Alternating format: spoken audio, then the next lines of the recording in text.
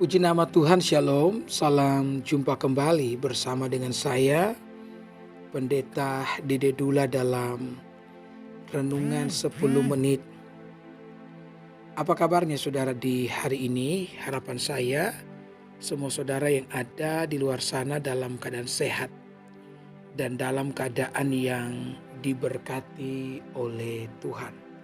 Dalam Renungan 10 Menit di hari ini saya ingin menyampaikan sebuah tema, yakni berpegang pada perintah Tuhan. Saudaraku, dalam menjalani hidup sebagai orang percaya, kita akan menghadapi berbagai macam tantangan. Jadi tidak berarti ketika engkau percaya kepada Yesus maka engkau akan diluputkan dari berbagai macam masalah. Kadang justru ketika kita percaya kepada Yesus, kita akan banyak diperhadapkan dengan kesulitan hidup.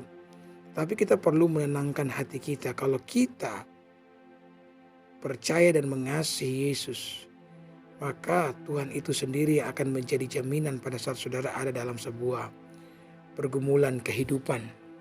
Murid-murid Yesus pun mengalami itu ketika mereka dalam sebuah pelayaran. Mereka sementara ada dalam sebuah perahu, Alkitab mengatakan Yesus sementara tidur di atas buritan. Dan sekonyong-konyong mengamuklah badai, membangkitkan gelombang, ombak, menghantam perahu murid-murid dan air berebut masuk ke dalam perahu. Murid-murid yang notabene adalah seorang nelayan, mereka berusaha untuk survive, mempertahankan perahu mereka agar tidak tenggelam. Di tengah-tengah usaha yang seperti itu, Alkitab mengatakan murid-murid pun mulai mengalami yang namanya frustasi. Jadi memang siapapun kita, tidak ada yang ahli dalam hidup ini. Meskipun engkau seorang yang mengecap pendidikan dalam sebuah jurusan, jurusan apapun yang saudara ambil ketika engkau duduk di bangku kuliah, itu tidak berarti saudara ahli di dalam apa yang kau kerjakan. Karena kadang-kadang kita akan menghadapi sebuah masalah yang melebihi daripada kemampuan dan kapasitas kita sebagai seorang manusia.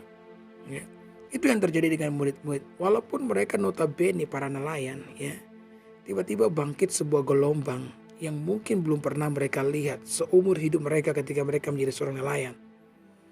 Mereka melihat badai yang begitu mengamuk dan pada akhirnya mereka pun memanggil Yesus. Mereka berkata, "Guru, tidak pedulikah kalau kami binasa? Tidak pedulikah engkau kalau kami binasa?" Saudara, saya percaya bahwa Yesus itu tidak tidur pada saat gelombang itu mengamuk, karena tidak mungkin orang bisa tidur dalam keadaan yang seperti itu.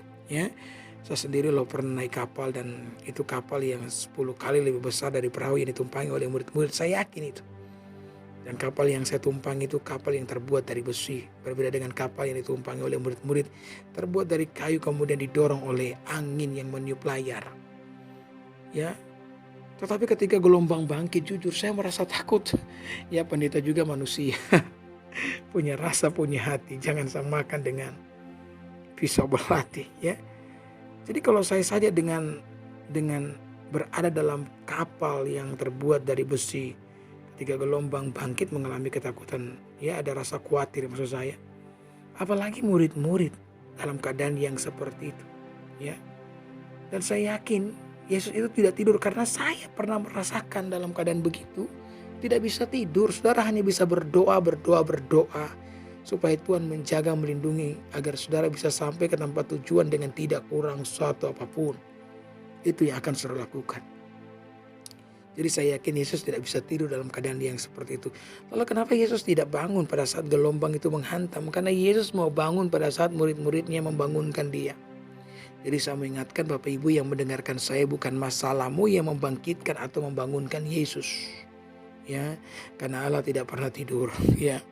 Yang membangkitkan, membangunkan Allah adalah teriakanmu. Jadi ketika engkau dalam sebuah pergumulan kehidupan, engkau perlu berteriak dan memanggil nama Tuhan. Maka saya sungguh percaya Dia akan campur tangan di dalamnya. Sehingga sesulit apapun pergumulan yang engkau alami, engkau pasti keluar sebagai pemenang. Yesus pun bangkit kemudian menghardik badai, gelombang, Dan Alkitab mengatakan gelombang pun menjadi tenang, badai pun menjadi tenang. Murid-murid semua pada takut, mereka berkata, siapakah gerangan orang ini sehingga alam pun tunduk kepadanya. Jadi meskipun murid-murid berlayar bersama dengan Yesus, ya, tidak berarti mereka akan luput dari pencobaan. Itulah sebabnya kenapa kita mengatakan kita perlu berpegang pada perintah Tuhan. Dalam Amsal pasal 7 ayat yang kedua mengatakan, berpeganglah pada perintahku dan engkau akan hidup. Kata berpegang pada perintah Tuhan artinya, saudara, jangan mau digoyangkan, jangan mau dipisahkan, jangan berdiri di atas pijakan yang lain selain di atas kebenaran itu sendiri. Saya pernah mendengar seorang presiden Amerika Serikat bernama Abraham Lincoln. Dia berkata bahwa orang yang berhasil dalam hidup ini adalah mereka-mereka yang ketika sampai di ujung tali membuat simpul dan berpegangan di situ. Apapun yang terjadi, mereka tidak pernah melepaskan pegangan mereka. Ya, sama juga dengan hidup kekristenan. Engkau tahu firman Tuhan adalah kebenaran. Ya, firman Tuhan adalah simpul kebenaran. Maka engkau perlu berpegang di sana. Apapun yang terjadi, jangan pernah lepaskan pegangan saudara. Ya, ada begitu banyak orang Kristen yang menjadi Kristen bunglon. Ya, sudah tahu ya bunglon.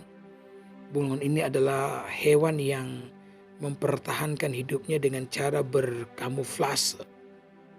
Ya, beradaptasi dengan lingkungan. Dia mampu mengubah warna kulitnya sesuai dengan keadaan atau lingkungan sekitar. Dengan cara begitu dia bertahan hidup dari predator.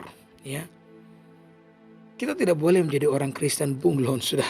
Ya, berubah-ubah sesuai dengan keadaan. Kita berusaha untuk survive, bertahan hidup, dan kita melakukan apapun itu demi keselamatan kita. Alkitab mengatakan bahwa barang siapa mengasihi nyawanya maka ia akan kehilangan nyawanya. Tapi barang siapa kehilangan nyawanya karena aku maka dia akan memperoleh kembali. Ya, maka jangan pernah menjual kebenaran. Jangan pernah berhenti percaya kepada Tuhan dan menjadi serupa dengan dunia hanya supaya saudara mendapatkan keuntungan daripada semuanya itu.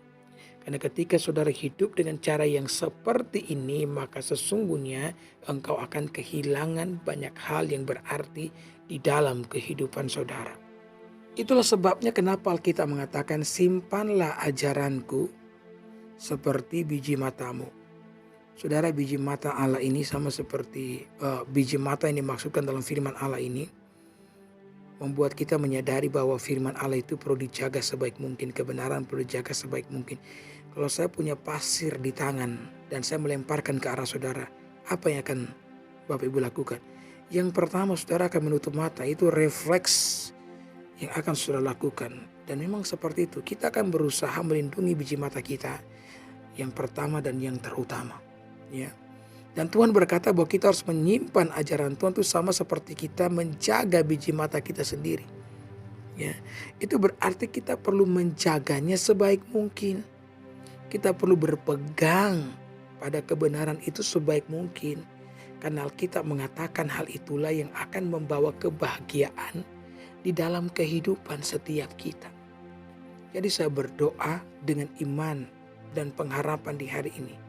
Buat setiap saudara yang mendengarkan saya, biarlah hatimu dicondongkan untuk terus berpegang pada firman Tuhan. Apapun boleh terjadi dalam kehidupan saudara. Engkau boleh banyak mengalami kehilangan dalam hidup ini.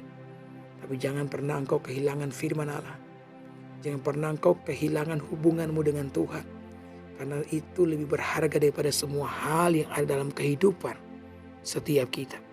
Alkitab mengatakan jangan mau digoyangkan. Berdirilah teguh dan nantikanlah Tuhan.